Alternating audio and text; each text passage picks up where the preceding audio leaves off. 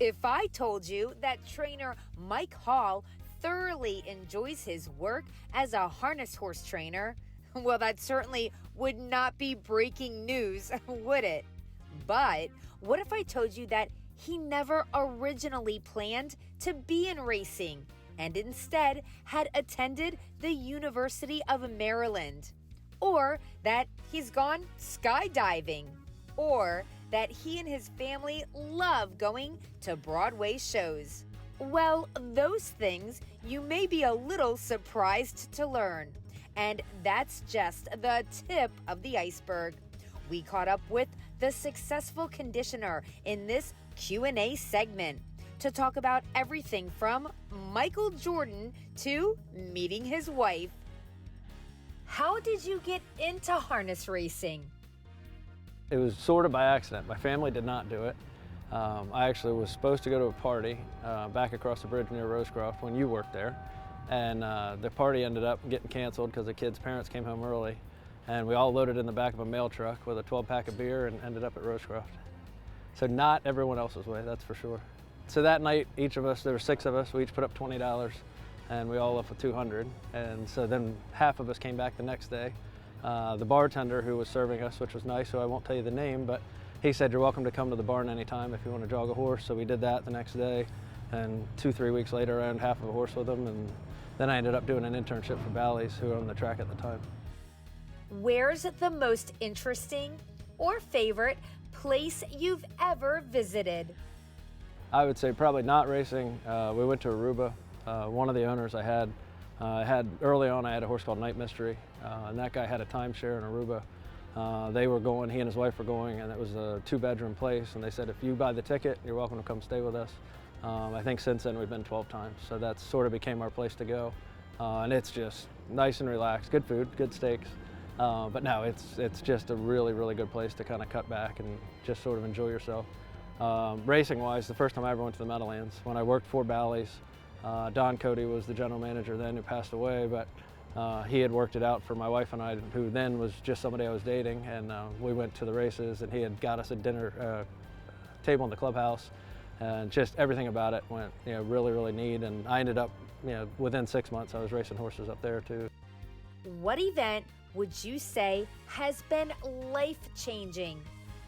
Probably that night we ended up in the mail truck. I went to the Rosecroft to see the races, ended up, like I said, working with the horses, and all the way through college, just couldn't wait to get done. And my junior year, I did an internship at Ocean Downs and worked in the race office in the morning, did the photo finish and the TV room stuff in the daytime, and at night ended up meeting who wound up to be my wife, and we ended up having a son. So yeah, that was the only way I ended up on the Eastern Shore, and it just worked out great.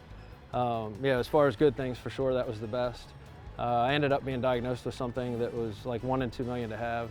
It was called PSC, which is primary sclerosing cholangitis, and it's a fancy way of saying within 15 years you'll either get a liver transplant or you'll die.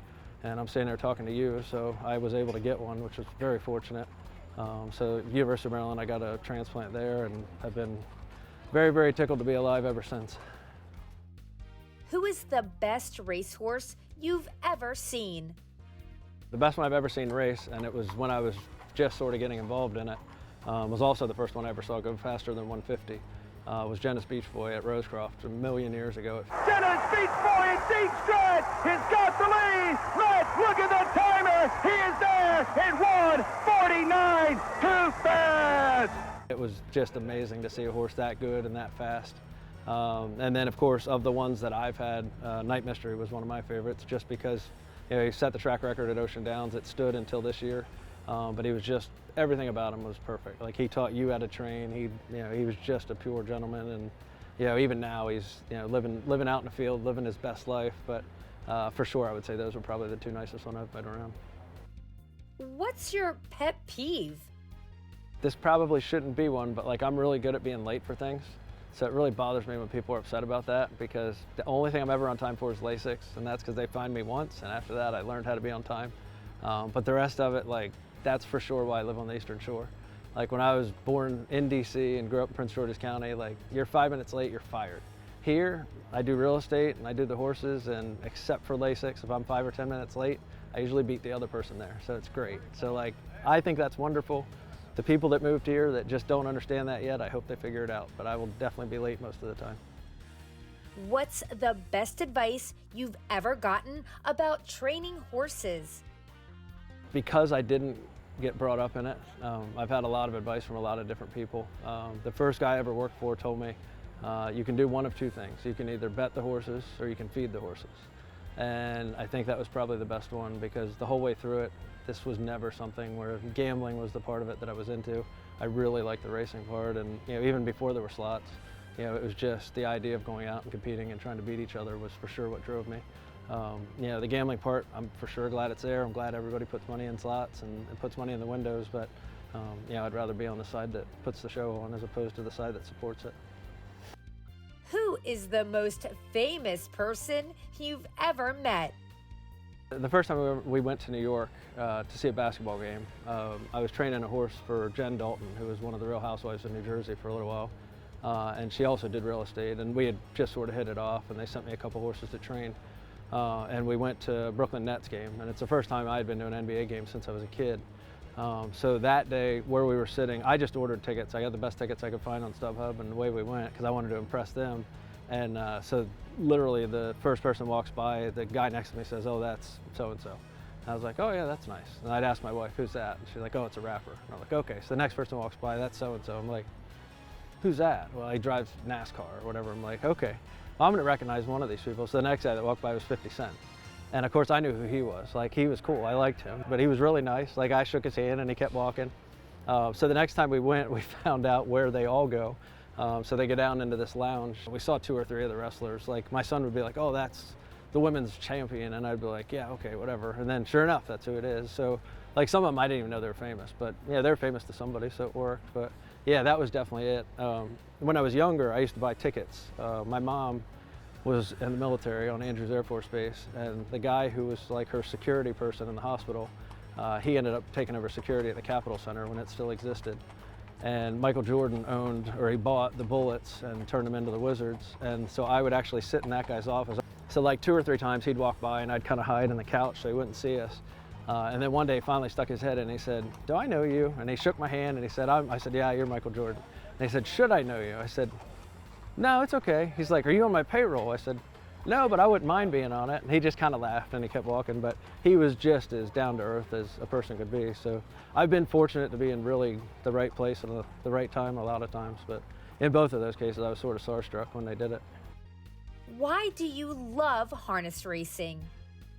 I think part of it is because it's one of the few things that you can do, like a sport that you can do as an adult or as a kid or as a wife or as a husband or as whatever. Like, there's no real rules as far as who can be involved in it. It's really more of like a everyman person or everyday person sport.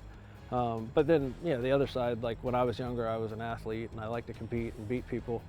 That's kind of what this is. This is like when you get fat and bald and you can't compete as much, now you can still try to beat other people.